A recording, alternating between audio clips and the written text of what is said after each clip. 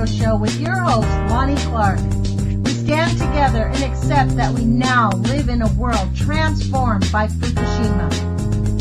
Monday, Wednesday, and Friday from 8 a.m. to 9 a.m. Pacific Standard Time here on UCY.TV Radio. We relentlessly engage every ear that listens. We expose and confront the complete lack of accountability for the nuclear industry. Consider social engineering programs who view our bodies, minds, and souls as assets on a balance sheet. We discuss vital current issues, interview activists, and engage our audience in an effort to allow all voices to be heard. The Age of Fission radio show creates a venue that all will choose.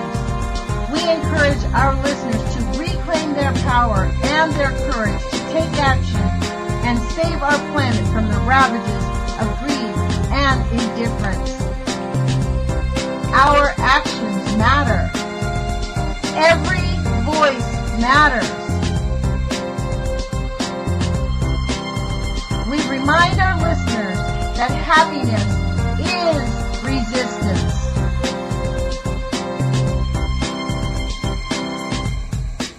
Love is greater than fear.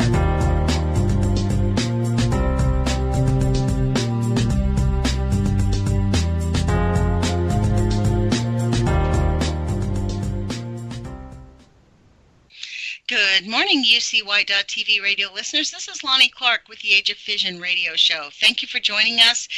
Today is Call-In Friday, although we have to wait on the calls. Jules is setting the phone number up for us now. And that gives us plenty of time to talk to my guest host, Dana Durnford. Thank you for joining me, Dana, and thank you so much for coming back after the big hassle last Friday. Oh, yeah. Hassle? You don't know hassle. Hey, your sound's a little bit super high. You're kind of echoey. Got the mega. Dana has like a mega system, I guess. That's because I got an empty head before it comes out. It sounds like a echo. There you go. Is that any better? Yeah, that's perfect. I think that's perfect. So thanks for joining us. So tell us about, you did a little symposium. So this is exactly, you were telling me the same scenario that happened to me and Kevin Blanche. What happened to you when you were doing your symposium? Why don't you tell our listeners about what you were up to with that? Right. I rented a facility in my community, 25,000 people in Powell River, British Columbia, Canada. And advertisement, posters throughout the community, went out and talked to leading people in the community. And so everybody showed up except for the people that let us in. Oh, and so that ended up getting canceled. Everybody showed up except the people that let you in. How many people were standing around waiting to be let in? Well, the place can only hold 75 people. We would have filled it up. Oh, my goodness gracious. Are you kidding? Yeah. And so that's the way it goes. It sounds like an honest mistake. I don't know. There is a lot of people here who don't want the conversation out there. I've been physically attacked by some of the big businesses here dependent upon the ocean. They've come out and publicly try to shame me. But my evidence stands. I mean, I showed that all the species are gone, and they say, well, they're catching fish. And so that's two different worlds. We're talking about the tidal zones. They're talking about the species that are last to go, the species way up the food chain. And so, like, we're way up the food chain. So insects are affected by radiation long before the humans are. Insects and the microscopic world is affected by radiation long before the elephants are, so to speak. They're still affected at the same time, but before it shows up, right? But anyway, we have another symposium, and this one is for 700 people coming up. Wow. And so I think I can fill that one up. And what day is that? Well, the date's going to change. I sent emails out to postpone it for 2 more weeks because of what happened for the last symposium. Was supposed to be the Kickstarter, and then that would get the conversation going. Mm. And at the same time, I'm supposed to be on a local radio station.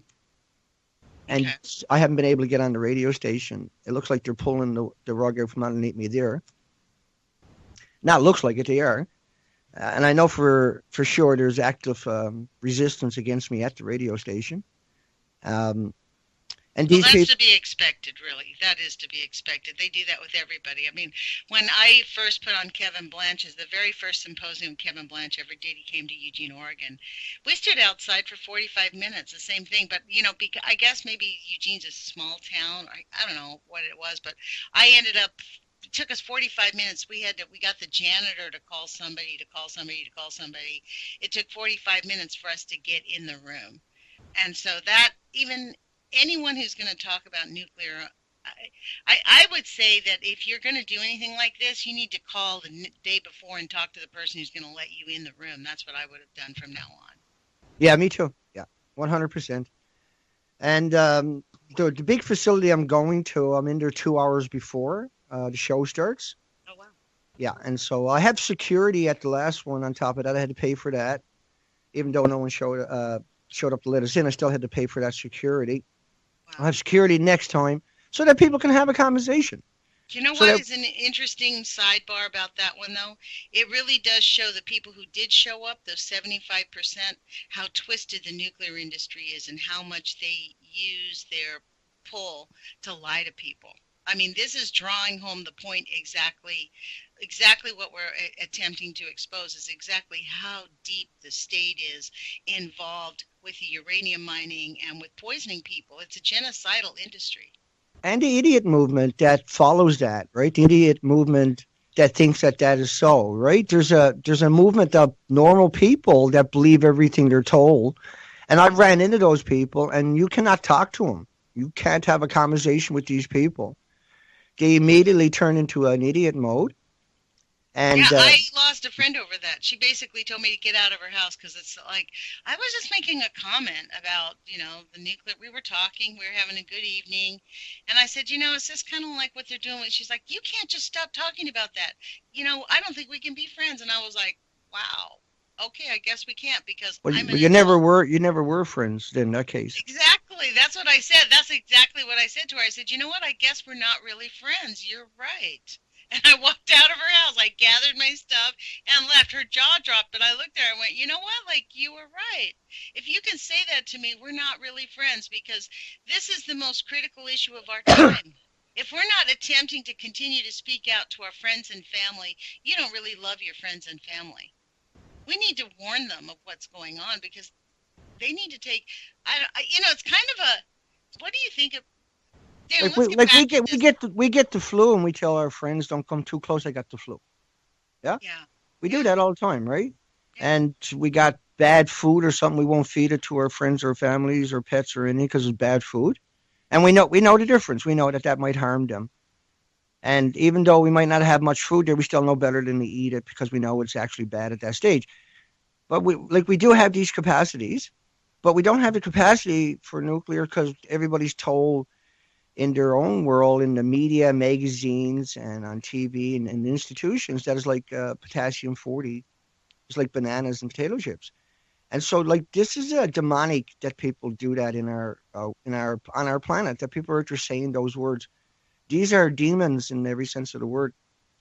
They know better, but the people that repeat it don't know better. They're putting their faith in somebody with a PhD or somebody who's a doctor or whatever the case may Right. be. Like Catherine Higley from University of Oregon, she knows exactly what she's saying. Oh She's the yeah, woman who created that article that said there's no more radiation from a banana than from Fukushima than a banana. That's an outrage and a genocidal lie.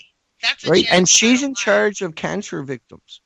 She treats the children for cancer. And here she is publicly speaking, Kathleen Higley, like for extended periods, for up to an hour. And every word coming out of her mouth is a provable lie. Any journalist or anybody out there that even tries will find out that every sentence she's saying is a lie. But she's allowed to do that. The institutions won't hold her accountable. She won't lose her degree. There's no media will fact check anything she's It saying. seems like public lying and public manipulation is sort of the meme of our culture. It's character That's how it works. Yeah. destroying. It really demeans. I mean, when we think about our children who are now 22, 23, 24, 5 years old, all they've known is the media. Really, there used to be a time when the media sort of fought back against it or pretended to. Now it's just blatant. This is why these types of venues are important, so that people get alternative ideas and hear real information. And even if it goes against your grain, that's why, like, a lot of times I'll have on people on that even sound outrageous to me a little bit. But you know what? Like, still, I don't mind that, because every thought needs to be challenged now. We're in the fight of our lives. I done a video, not the best one in the world, a couple of days ago where it kind of went off. But what it does is I had around 50 headlines of academics and professors and personalities, very well-known people, calling for the death of anybody who denied climate change, calling for the death of skeptics, calling for the deaths, burning down their houses, calling for gulags, calling for Ebola to wipe them out. Now, all they had to do was explain the science. They didn't have to come out and say those words. They don't have to come out with those connotations. All they have to do is come out and explain their case. They don't have to come out and make those types of statements. They make those type of statements because they don't have any valid science, and that because they're constantly saying, you got to believe me, don't believe what you're reading, don't believe the other side, just believe the things that we're saying without the evidence. Then the frustration becomes so much for them that they turn into vicious psychotic animals, and this is the answer that they got. And we got around 50 headlines of these people calling for the extermination of everybody who disagrees with them, rather than having a debate. This is an interesting thing. You bring up this title of climate change. You know, I've said this many times. I think that's a euphemism for radioactive poisoning. I think that quote, climate change is precipitated by the advent of the nuclear industry. And we have taken a nosedive since they started carpet bombing our planet with the hottest material known to humanity ever. It never stops producing. Yeah. And they never even talk about it. Like, never even discuss it. It's not even on their brain. Well, 70 years of the same lie. 70 years of telling everybody it's like a banana and a potato chip and walking in the sunshine or getting on an airplane. Denial that it 70 years harm. And no science to back it up. 70 years and nothing valid, right? Look, so they're stuck with their lie, and now the desperation shows up. This is a perfect example. We have two people from New York State running for president in the United States, or pretending to run for president. Let me put a caveat that one. I don't believe it's real, but they're pretending to run for president. They held one of their debates was in St. Louis. Both those cities are having unrelenting leaks of highly toxic radioactive waste. Neither campaign addressed it. Neither one of them breathed a word about it. They both implied that they believe in the green economy, which includes nuclear. It is a murderous outrage. I heard Kevin Sanders. His name is Kevin Sanders. He's a UK anti-nuclear, interviewed on Carol Rosen's show. And she said, you know what, when scientists invent weapons of mass destruction, when they invent systems like the nuclear stuff, they move from being scientists to genociders. They are no longer scientists. We can't call them scientists at this point. That was a stunning statement. They done when they were doing the nuclear bomb testing in any country, they had soldiers getting up and walking towards the fissionable product as it went off. And that they know about the health effects because they had animals all over those sites and on those ships that they blew up with nuclear bomb testing way back in the 40s and 50s. And they knew the effects. There was no ifs, there was no buts, there was no maybes. Then you see the modelings of the radioactive fallout if Russia was to attack America.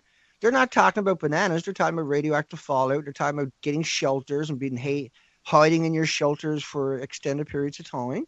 So it's not like they don't acknowledge the dangers of it. It's just some way or another, everybody else forgot about that side of it, where it's well known. But the academics that are out there speaking, they got a tendency or a religion of pretending that it's like there's more natural radiation than there is from man-made, therefore go ahead and eat the product, but you only need one atom, right? Right. Go ahead and eat the product.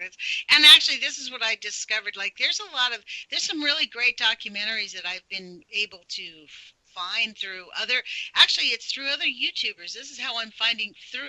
This is why your live feed is so awesome, Dana. And thank you for pursuing it daily, relentlessly, even though you're having legal issues because you are speaking out. I want to thank you because you pull up articles that really have been disappeared on the internet from what happened on Fukushima in the early times, because I came into this late, well, a year and a half, almost 2 years too late. Like, I believed our government.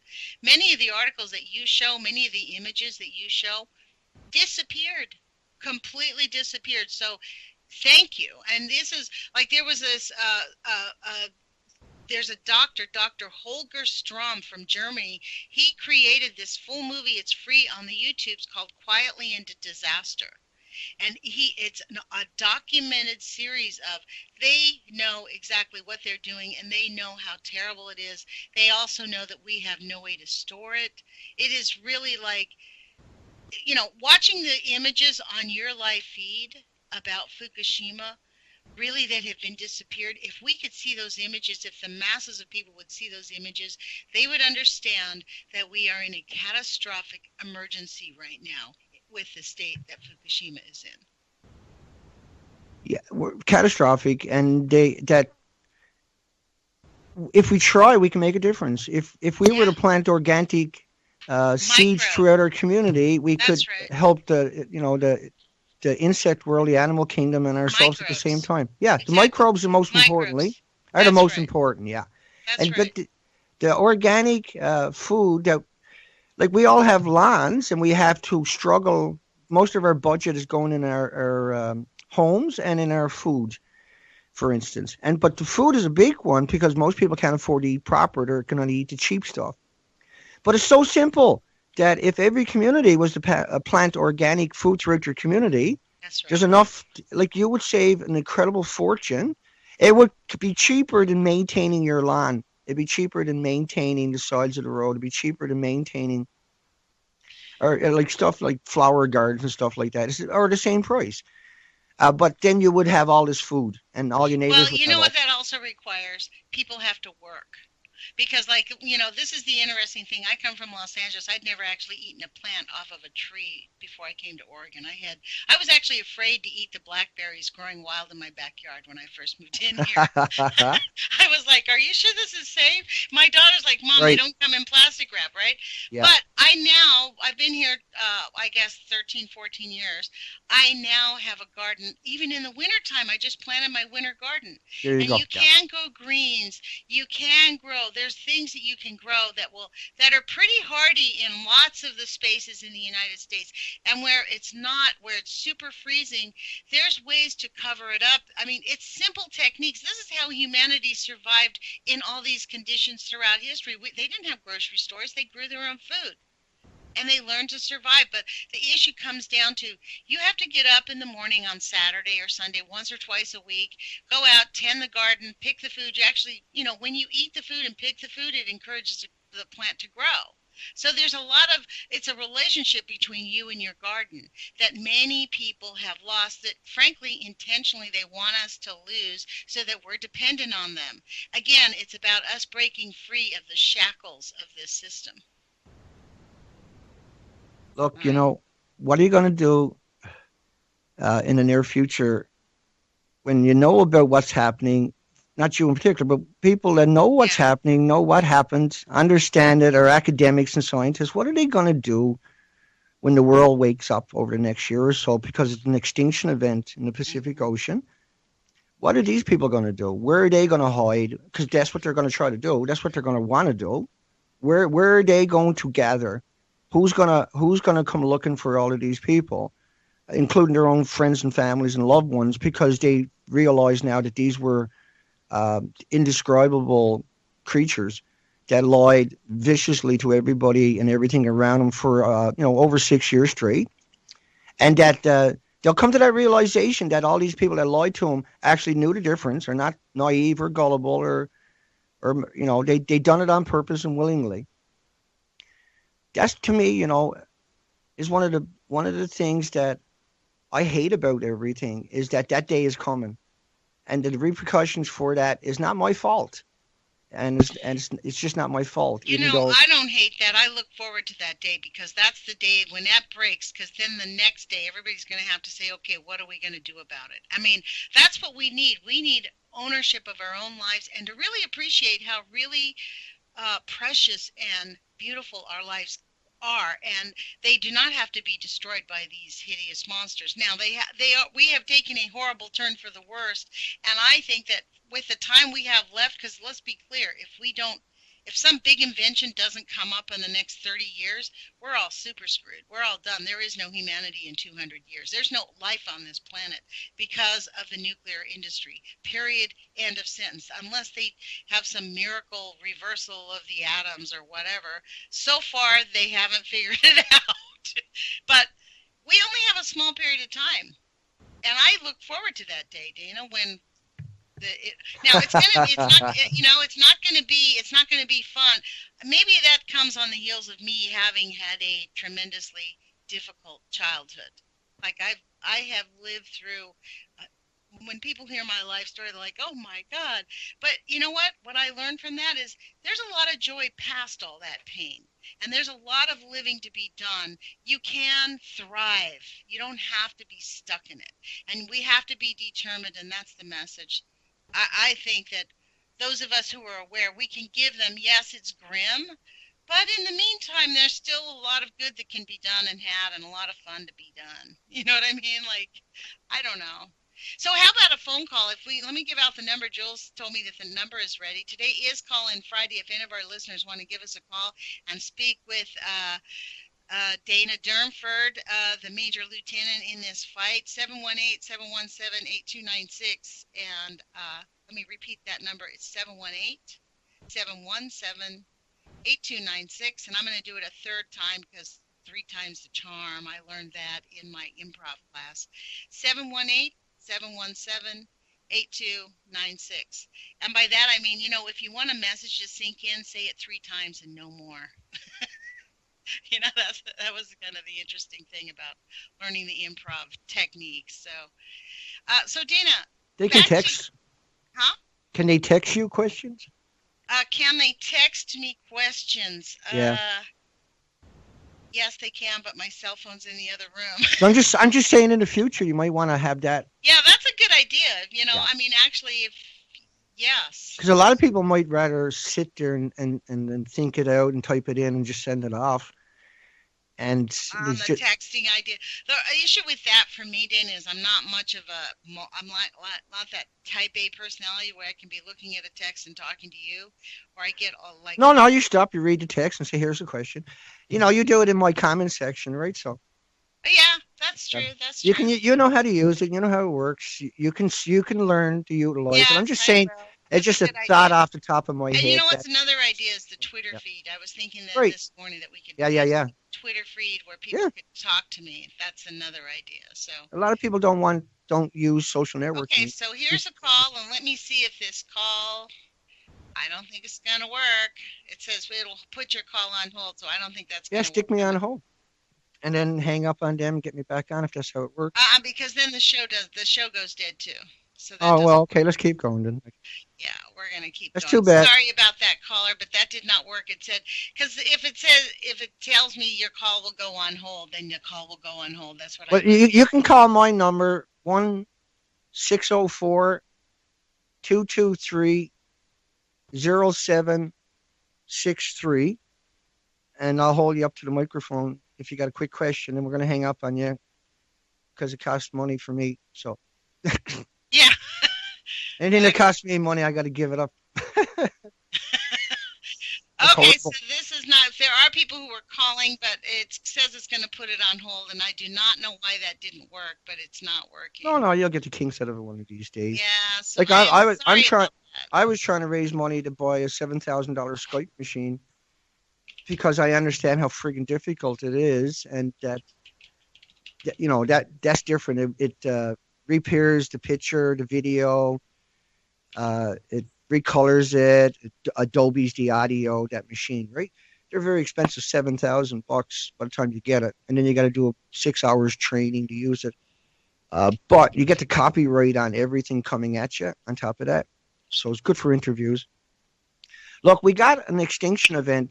Anybody's not familiar playing out on this planet, and what happened was we went out and done just a quick while we're waiting. Just a quick understanding of that was 260 days of doing the coastline, up to 5 months without coming home on the ocean, and then 15,000 miles of the coastline, 1,000 pictures of the coastline. And what we do is we have previous pictures of the coastline, but I actually have almost 14,000 hours logged in under the ocean as a commercial diver in both oceans here in Canada. And then I had worked at every industry in both oceans, but I also have a long history in nuclear. And so I got a really unique perspective, and I'm there for facts only. And it's not like I'm out taking a picture and then just talking about it. It's up at my website, The Nuclear Proctologist. And I'm the worst photographer, obviously, on any planet in the solar system. I don't think so. The photos are great. There we go. We got our first call. Yes. Washington. Go ahead, Washington. Hang on. I got you now. Go ahead. You going to put him on speaker? This is Hope, Body May Hope Caster. Hi, Lonnie. Hi. Well, thanks for calling. How you do? You are the best, man. You are great. And we all love you out here, Dana. Thank you. And another thing, Dana, I wanted to thank you for showing those melted reactors over and over again. Every day they're leaking out, and you're one of the few voices that is really speaking out about it. I'm only going to show you 500 more times. That's it. Well, keep going. Just keep going, man. All right? Okay, good stuff. Thanks. Thank you. Thank Okay, you. bye-bye. Hey, thanks for doing that, Dana. This is like kind of a pain in the neck, but I don't know how we're going to get this one doing, but Oh, that we're going helps. to have to figure this out. I'll Thank work you, with caller. the producer, and we'll work something out. We'll figure it out, because I know it's not my end. I figured it out. Well, let them get it off their chest, right? If there's something they want to throw out, or if they just want to say hi, right? That's all I was thinking. Give them an opportunity. There it was, because they couldn't get in on that end. Let them. At least they tried, and maybe I could help. Yeah. So, like, I'll just finish off on that point I was making, where done the whole coastline of Canada, and then instead of the 5,600 highly visible species, and what that would amount to was about 600 to 700 algae, depending on where you do it. It could be up to 7,000 species that are considered the indigenous residential population. There's 4 million plus species in the ocean, but we recognize the species I'm going to list out here. So 600 to 700 algae, 480 roughly species of worms. These are all salt water we're talking about. And we would find them in a tidal pool, folks that are out there and not familiar. You would expect to find 78 species of starfish. Now, each species of starfish would come in multiple colors. You would have the same thing for the 76 species of sea anemones. And sea anemones are kind of like a big tube with a flower on the top of it. And they can be up to 3 feet high, like the giant plume sea anemones, which are highly visible, and you get up to 500 per square meter. And they can live out of the water at low tide and do all the way up to the high tide line.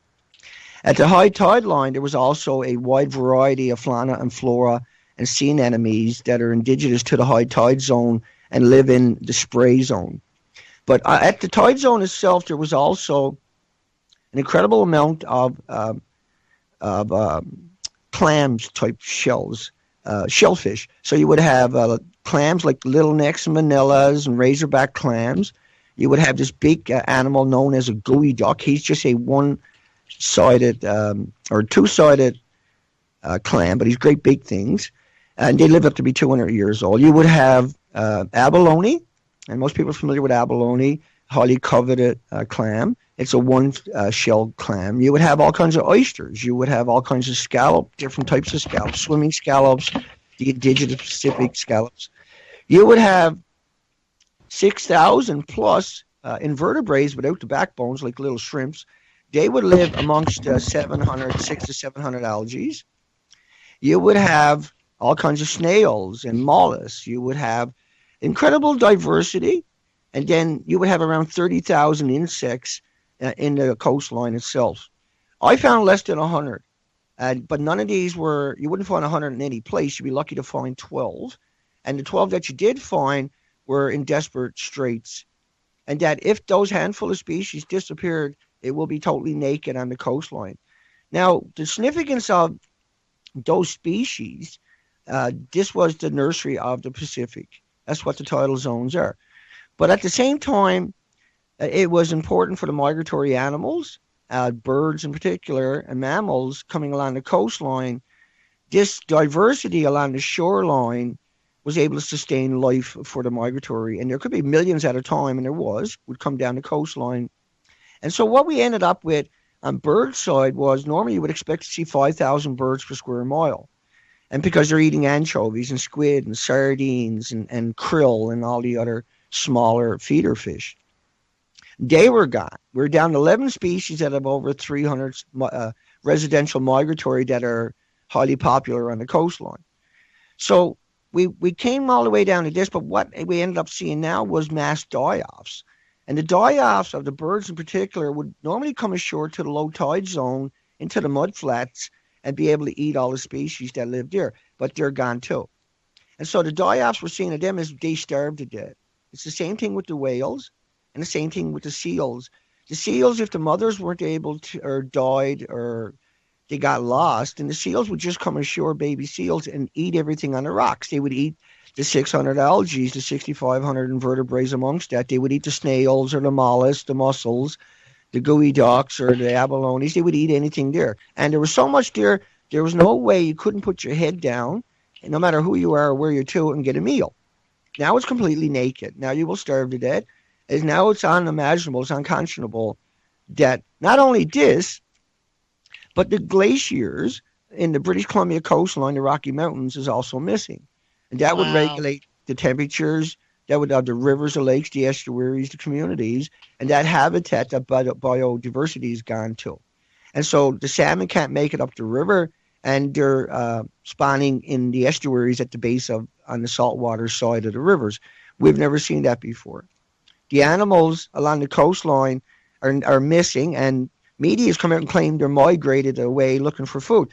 But like moose eat little bud shoots off the trees and everything else, they're still here. Those shoots are still on the tree.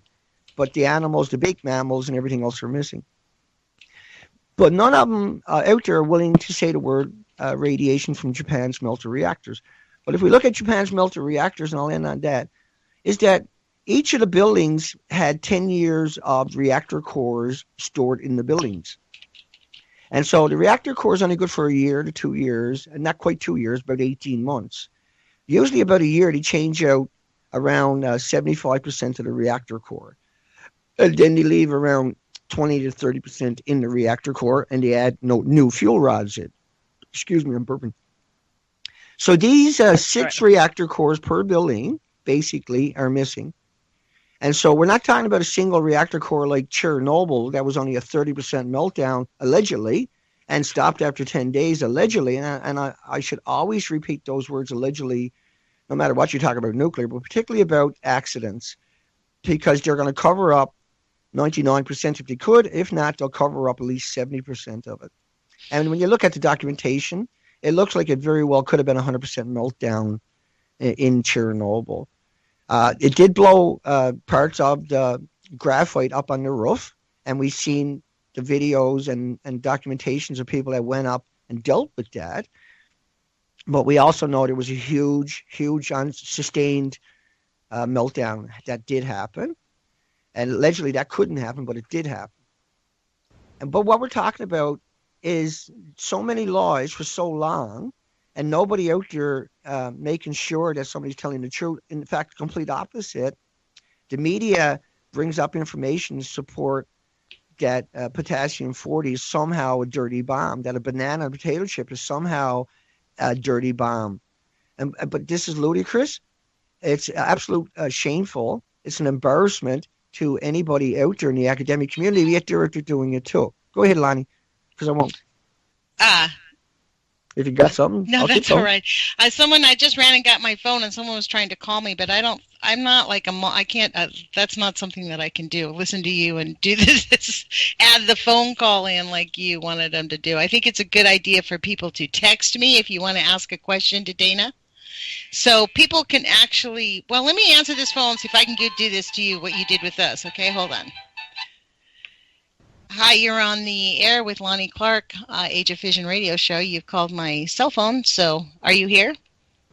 Yes, I'm here. Okay, can you hear him, Dana?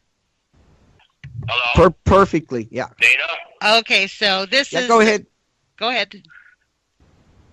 I'm all set. You guys can hear me? I think we can. I think this is a good no experiment. problem. I can hear him. Yeah, I can hear him. All right. Well, I just wanted to thank you guys so much. You know, I'm online every day trying to put out the word. My neighbors. I mean, people just aren't getting it. I can't figure it out. What part of the world do you live in? Where do you live? I live in Michigan, in southern Michigan. Ironically, that's where my friend was from who told me to get lost. She didn't want to hear it either. Yeah, it's hard. People don't want to. I don't know if they're just so much they just don't want to believe it, or it's just crazy. But I'm on your Facebook. Well, this gentleman's name is Mike. He is on my Facebook. And Mike, you go out and protest all by yourself. You stand on street corners by yourself, don't you? Yes, ma'am. That's me. Yeah, well, that's awesome. I go out every Sunday, and I can't get one person. Yeah. Help me out. I mean, it's ridiculous. You guys probably know how it is. Yes. I'm sure you do. Yes, we do know how that is, standing out there with a sign all by yourself. And when you do it, people will honk, and they encourage you. But, yes. You know, it's a very interesting... I've had guys, like, for instance, I've had a guy stop and ask me, isn't Fukushima in our milk? And I'm like, dude, just go check it out. Go online and look. You know, this is how much he knew, something's in our milk. I don't know, but is Dana there? Can he hear me? He can hear you. He can hear you, except that you probably can't hear him.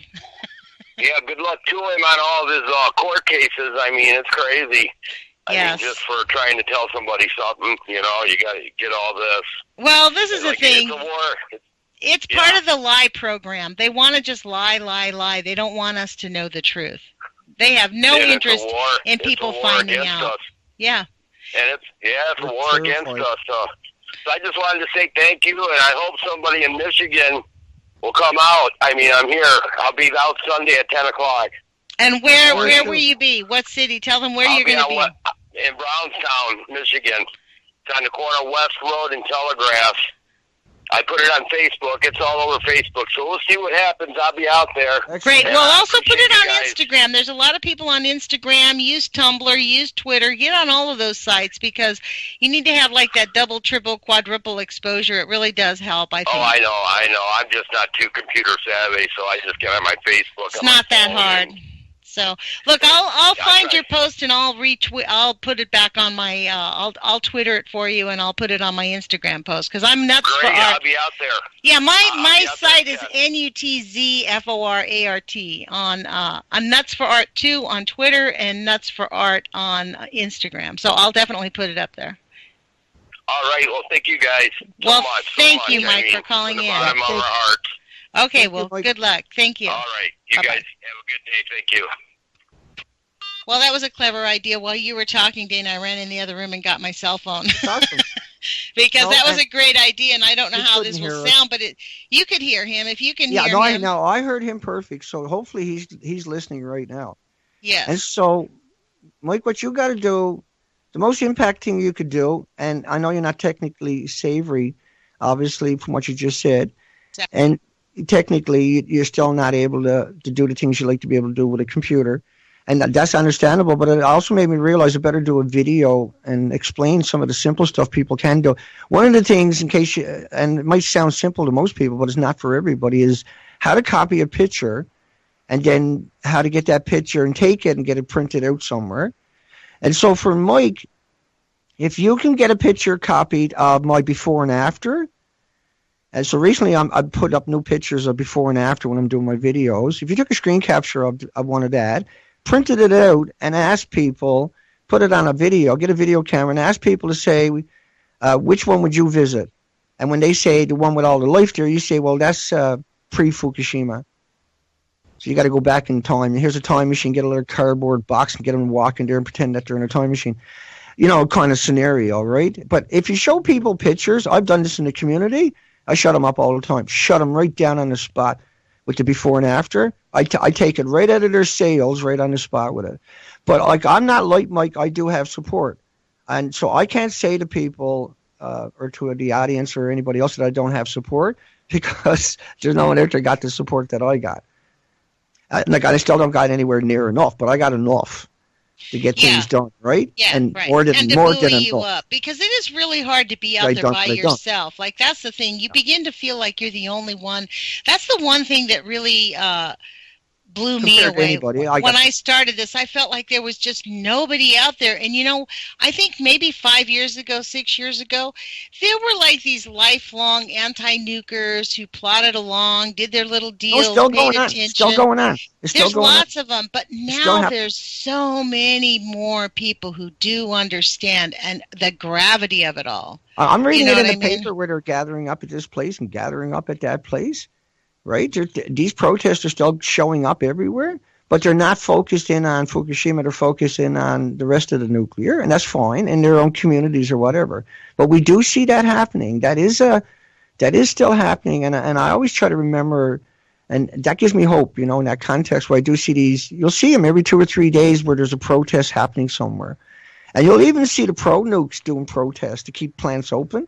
That's got to be the stupidest thing I've ever saw. That's got to be the most demented tactic I've ever heard of. Pro-nuclears protesting the closure of a nuke plant. I know. Right? And then it turns out they all work there. Or their families don't. Yeah? Oh, no. Course. And It's in their the job, article, yeah. right? It's not me. Is that what they say? Yeah, in the articles. You'll see it. When you see it happening, it's like it happens. Just when a plant is closing, keep your eye on the news about it, and you'll see them showing up in the paper. They'll get support in the newspaper, right, to keep the plant open for protesters. Like, think about GMO protester, for instance. Have you ever seen a GMO protester beat up by police? Have you ever seen a GMO protester or heard of one arrested by police? Yeah. Then let's look at GMO nuclear, a whole different protest. story, right? Just toss them in the jail, so don't forget about them. But GMO, they don't go near them because they're terrified, right? They've been told, you don't arrest them, don't beat them up, you don't report on them, blah, blah, blah, blah, blah. They don't exist. Let them march. Don't care. And they take over the streets, right? The GMO, the anti-GMO. That's an interesting thought. I hadn't actually thought about that, Dana. They don't beat up the anti-GMO don't. people, but they seriously intimidate anybody who's anti-nuclear. Oh, yeah, man. Bring it. The whole That's industry comes really after you. interesting. You got them Hey, coming after let you me from give out my China. cell phone. There's somebody who was attempting to call me from a landline. Their area code was 580. My cell phone number, if you want to call me, we can do what Mike Bunch did. My cell phone number is 541-337-4664. That's 541-337-4664. And I'll give it one more time. 541-337-4664. That's my cell phone. You can call, and I'll put you right up to the mic, and Dana can hear you. I don't think he can. Dana, can you hear back what he's saying? I can hear what's being said. Great, Yeah, because I just put you on but speaker. they can't hear me, right? They won't be able to hear the headphones. Yeah, I don't think they'll be able to hear the That's headphones. all. So I'll save my comment for after they hang But up. maybe what I could do is just put the headphone right underneath the thing. Maybe I can get clever for a few minutes on that one. Might feedback So- on you, but Yeah, I know. Well, there you go. See, you're the technical person, so I have. Thank you for saving our listeners from that one, because we not wouldn't sure know if what it's the true. feed- Yeah. Just be wary if it starts to hear it pull back. That's all. This is really the amazing part of what has gone on. Here you've put in all this effort to go up and down the coast. Now you're putting on these symposiums and seminars to try to share, at least with your community, the information that you have. Your very first symposium, the guy, quote, accidentally forgot about you after you paid money. And you still Well, no, had I didn't. I had to pay the money when he showed up, but I spent thank God. $800 in advertisement. Wow. Community. Yeah. And so on one side, the whole community, I've been in a local newspaper quarter-page ad, and it wasn't the ad I wanted, but it was still a good ad. It still had a before and after pictures. And so the conversation is up and running. And now we're going to actually, we're going to hit every household in this 60-kilometer stretch. And so we're going to fill up that big theater they have at the complex. It holds 700 people. I have it paid for. It's booked. And I'm trying to push the date ahead 2 weeks because I want to do a better presentation than I never done the last time. And the last time I never done, but I had such amazing presentation put together. I had put my heart and soul in that for 2 weeks, and then they didn't show up. And the idea was to light them on fire and get volunteers out of that because they're locals. And so the Yeah. locals are not going to let the outsiders slip in. It's not like you're in a big city where no one knows each other. The locals knows each other, see? And there's an Right. amazing amount of activism already here, but I haven't been able to penetrate that. To But now harness. now I worked out how to penetrate it. Yesterday I finally figured it out and confirmed it. And I didn't say nothing. I'm still not saying how I'm doing it, because why would I? Because I can do this in every community after, and I will. And so the idea is to put together at least 10 to 20 people and give them a task. And I know I can pull this off because I'm righteous. I have the information, the documentation. I've done the work. I've taken the beatings. I've taken the humiliation. I've been destroyed in the mainstream media repetitively, but yet I'm still here because I've never done nothing wrong, and I've done the moral and ethical route. I went that road with that road in mind. That is not about me. Nothing is about me. My life doesn't exist anymore. I got to do what I got to do because there's 8 million species and there's 7 billion people. And at least, 4 billion of them are not even connected to the internet and have no idea they're supposed to protect themselves. There's 3 Right. billion people dependent upon the Pacific Ocean, whether they realize it or not. It's 50% of the oxygen on the planet. It's the biggest carbon sequester on the planet, et cetera, et cetera, et cetera. And so, these obligations play very strong on me. And what I do is a lifelong commitment. It's not, I want to get this little job done and then whatever, produce a documentary and produce a book and sit back and go around lighting cigars with $100 bills kind of a guy. I want research vessels. I want drones. I want robotic companies to go after these reactors and these waste sites. I want to build all of that. I want a legacy that fights for everything on the planet because I don't want it to stop. That really is what we need. We need full, aggressive, real, true scientific efforts to stop this thing going on. Like, instead of promoting war, we ought to shut down the war machine and just address the 70 years of lies, like that it has caused to human life, animal life, plant life. Everything in our planet it's being systematically destroyed. It's dependent upon water. Yes, it's all, and the issue with tritium is that it goes into water, but it breaks down in so many ways. It attaches to your bones, it attaches to different parts, and this is what they're counting on. It takes 30 years for us to figure out if you've been harmed from this, and then if you burn a body, say someone who's been contaminated. This is something that was shared in that movie, Quietly Into Disaster. This doctor was talking about. Someone dies, they've gotten cancer from radiation. Let's say you bury the body, that radioisotope doesn't go away. It's still contaminating the earth. Or if you cremate them, you liberate the body, you re-release it. He goes, in this way, we are recontaminating the planet without even over, and we don't even have to. It's incomprehensible the level of depth of the massive pile of shite that we think about a new flu. Think about a new flu where you go to the doctor and he says, "Oh, well, you got the flu," and he says, "Well, I don't feel like I got the flu." Yeah, you got the flu, and you're going to have the cancer in about 10 years. It'll show up in about 10 years or 20 years as cancer. Right. When people would get it then, right? People would go like, "Shit, I got the flu, man, damn it," and everybody would run away, right? "Oh, you got the flu," because it's contagious, kind of, But the people in Fukushima. There was 5,000 workers. Now, they call them plant workers. These weren't plant workers. These were homeless and destitute and immigrants that had 10,000 counts per minute in their body of just cesium, which is a tracer, and that meant all the other isotopes were in their body. So there was 90 to 100 times more strontium-90, which is a bone seeker, and then you mutate stem cells. Not only that, of course, you're displacing the oxygen in your body with the white blood cells that are attacking these isotopes in your body. And so there's all these issues, but like you were talking about when you bury somebody with radioactive isotopes, when they decay, the plants are sucking that up. And then animals and insects and everything else is being affected. So radiation in one sense is also like a magnet, how a magnet works, where it can radiate something else. And that's what I'm trying to say. So you can take a screwdriver, magnetize it, and take 1,000 screwdrivers every day and magnetize it on your car battery as long as you keep charging it. You can do that for a long time. But radiation does the same thing. It comes in contact with stuff, and then it leaves a signature there That's that is right. capable of radiating other things. Even though these are extremely low emitters we're talking about at that stage, not all the time, mind you, some of these particles that because we had mixed oxide fuel at reactor 3, that's 6 reactor cores are gone out of that building. Well, that stuff there was 2 million times worse than any other current reactor on the planet right now.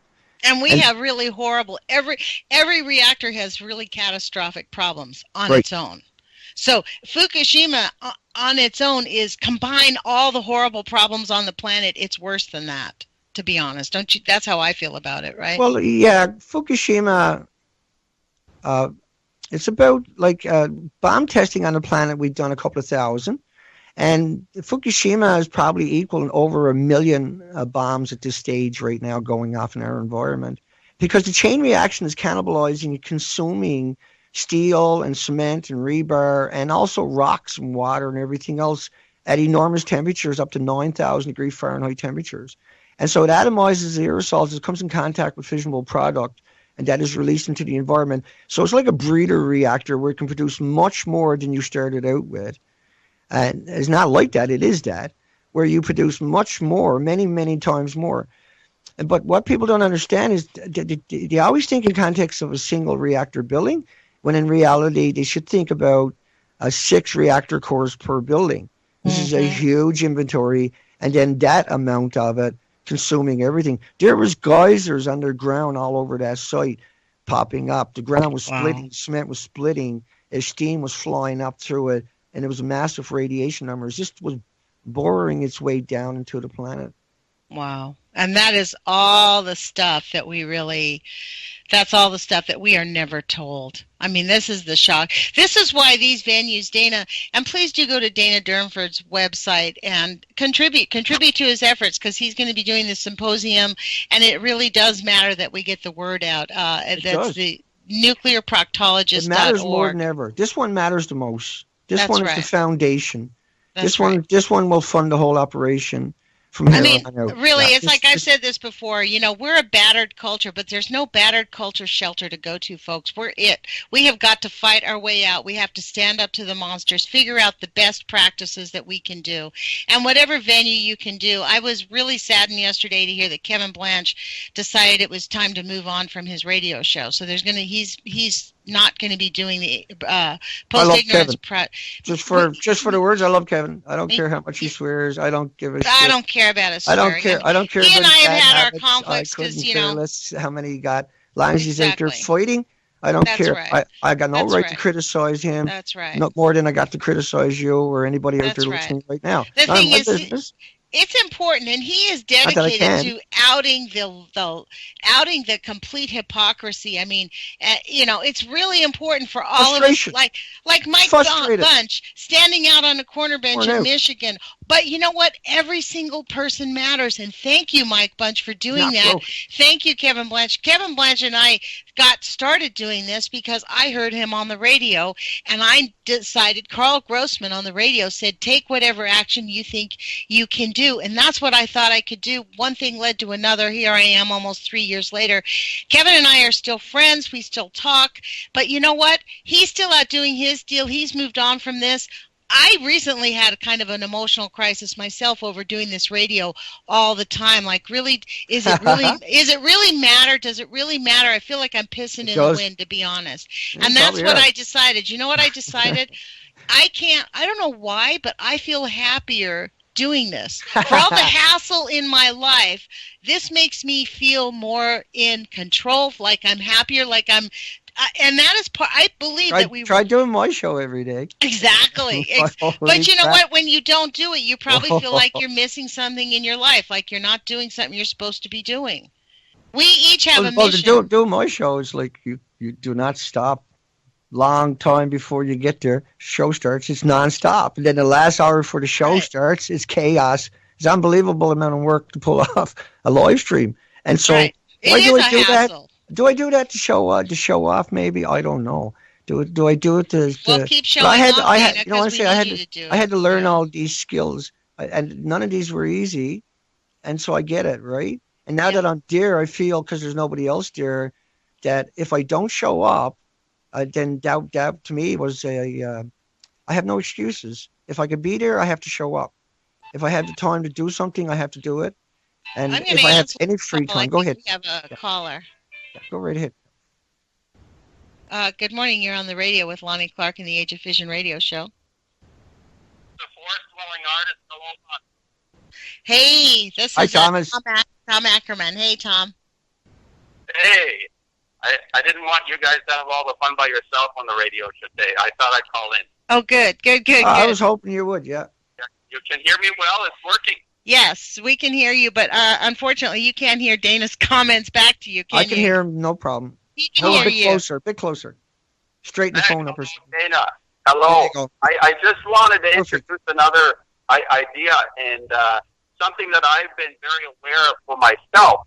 And probably, I think Dana, who has a real love for music and the art, and I'll just make this comment and you can say something if you feel like it, but the parallel battle for people that understand what we're up against is also an internal battle against conformity. And I think one of the things, we have all the information, but we can't seem to get over this conformity that we're all involved in some form or other. We've been hijacked into doing what everybody else is doing. So just as an example, I just had a show of my paintings, and it was very difficult to get radio programs involved. And it's just painting. It's just art.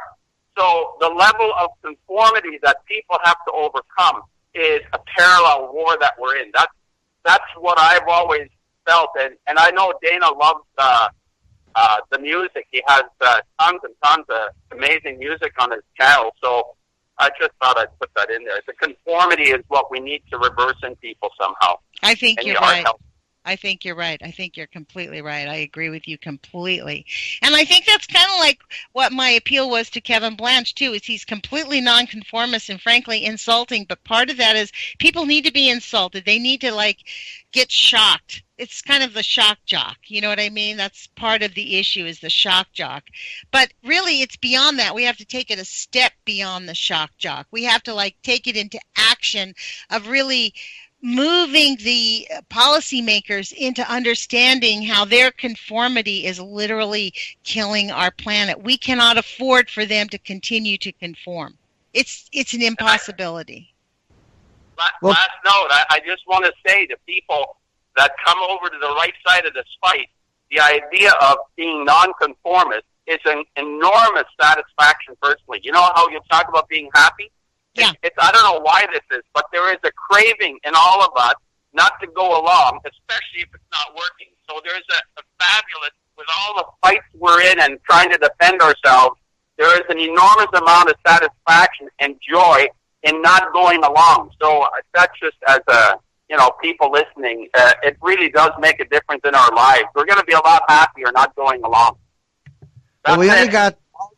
Both of you. Okay. Thanks. Hugs, Thomas. You can find Thomas Ackerman's links under my videos on YouTube. Beautiful Girl by Dana, folks. But hey, I just want to comment because we only got 2 minutes left. Was that conformity, right, is easily explained. If you look at Reuters newspaper and you look at AP, they'll put out a story, and then you'll see a picture, a writer, and then a few paragraphs. And wait 3 minutes, and then you can go to any mainstream media, and you'll see that on their website. The same picture, the same name, and the same 2 articles. And everybody is talking the same talking points. But these are conjectures. You need to go find the source and then make up your own mind, not take their word for it. But that's not what people do, right? That's what Thomas is saying. People just take their word for it, and you should do that. Go look yourself, yeah. Same thing, Dana. We have 15 seconds. I don't mean to give you the bum's rush here, but I think it's the same thing about growing your own garden, getting the information. Yes. This, in fact, is what I mean. Put your courage feet on and take action. Find out for yourself. Figure out what you can do to help stop this. Thank you for joining us. Thank you for attempting to call in. We'll talk to you soon. Take care.